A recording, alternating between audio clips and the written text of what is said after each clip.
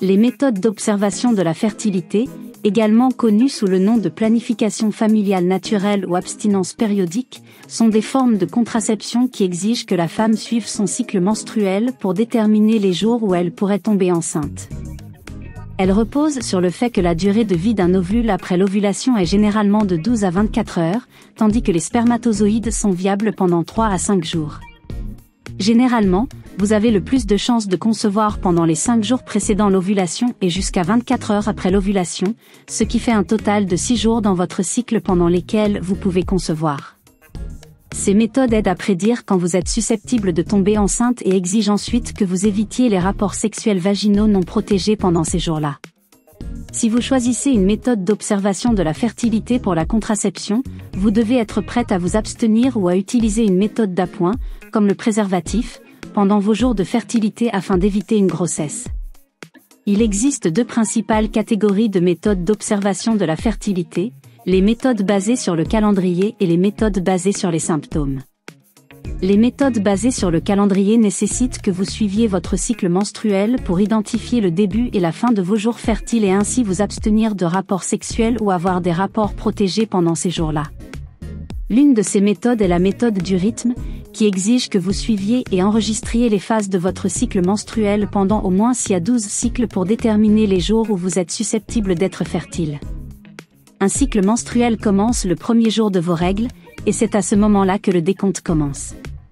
Pour déterminer le premier jour de vos jours fertiles, vous devez soustraire 20 jours de la durée de votre cycle le plus court. Pour déterminer la fin de vos jours fertiles, vous devez soustraire 10 jours de la durée de votre cycle le plus long. Les rapports sexuels non protégés doivent être évités pendant cette période de fertilité. Une autre méthode basée sur le calendrier est la méthode des jours fixes, qui exige que vous évitiez d'avoir des rapports sexuels du 8e au 19e jour de votre cycle menstruel ou que vous utilisiez une méthode d'appoint pendant ces jours. Elle est généralement recommandée aux femmes dont les cycles menstruels sont réguliers et compris entre 26 et 32 jours. Vous pouvez utiliser des perles de cycle, un calendrier ou une application numérique pour suivre votre cycle et déterminer les jours où vous êtes susceptible d'être le plus fertile. D'autre part, les méthodes basées sur les symptômes exigent que vous vérifiez les signes de fertilité, tels que les sécrétions cervicales et les changements de votre température corporelle basale, et que vous évitiez ensuite les rapports sexuels les jours où vous remarquez ces symptômes. Elles comprennent les méthodes suivantes. 1. La méthode des 2 jours, qui vous oblige à vérifier vos pertes vaginales tous les jours pour déterminer la présence de sécrétions cervicales. Les rapports sexuels non protégés doivent être évités le jour où vous remarquez des sécrétions cervicales ainsi que le jour suivant. 2. La méthode de la température basale du corps utilise la température du corps pour déterminer quand vous êtes la plus fertile. Vous aurez besoin d'un thermomètre pour mesurer votre température tous les matins avant de vous lever et la noter sur un tableau. Après l'ovulation, la température basale du corps augmentera légèrement. Il est peu probable que vous tombiez enceinte pendant la période comprise entre les 3 jours après une augmentation de la température corporelle et le début des règles suivantes. Cette méthode est plus efficace lorsqu'elle est utilisée en même temps que la méthode des jours fixes. 3. La méthode de l'ovulation nécessite l'observation de votre glaire cervicale pour déterminer le début et la fin de la période de fertilité. Lors de l'ovulation, vous remarquerez que la glaire devient aqueuse et glissante contrairement à la glaire épaisse des jours normaux. Vous êtes susceptible de tomber enceinte à partir du jour où vous commencez à remarquer les sécrétions aqueuses jusqu'à 3 jours après qu'elles aient cessé. Cette méthode doit être combinée avec la mesure de la température corporelle basale et les méthodes des jours fixes pour augmenter l'efficacité. 4. La méthode symptomatique thermique combine plusieurs méthodes d'observation de la fertilité pour prédire les jours où vous pouvez tomber enceinte. Puisque votre corps présente plusieurs signes qui vous permettent de savoir quand vous êtes susceptible de tomber enceinte, cette méthode surveille plusieurs d'entre eux à la fois.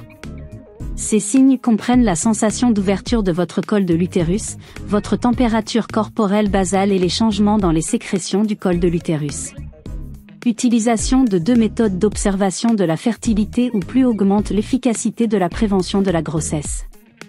Les méthodes d'observation de la fertilité sont de bonnes options si vous souhaitez mieux connaître votre corps, avez une autodiscipline totale, et souhaitez une méthode sans effet secondaire. Ces méthodes sont gratuites, non hormonales et ne nécessitent pas de consultation médicale.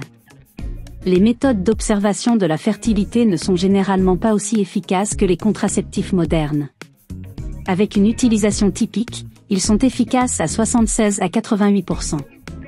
Avec une utilisation parfaite, vous pouvez augmenter leur efficacité jusqu'à 95 à 99%.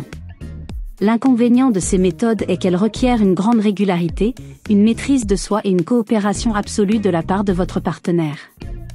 Les méthodes du calendrier ne fonctionneront probablement pas pour vous si vous avez des règles irrégulières. De plus, certains médicaments peuvent entraîner des modifications des sécrétions vaginales, rendant certaines méthodes moins prévisibles. Les méthodes d'observation de la fertilité ne vous protègent pas des IST, il est donc conseillé d'utiliser un préservatif pour rester en sécurité. Pour en savoir plus sur les méthodes d'observation de la fertilité et d'autres méthodes contraceptives, consultez le site findmimeto.org.fr.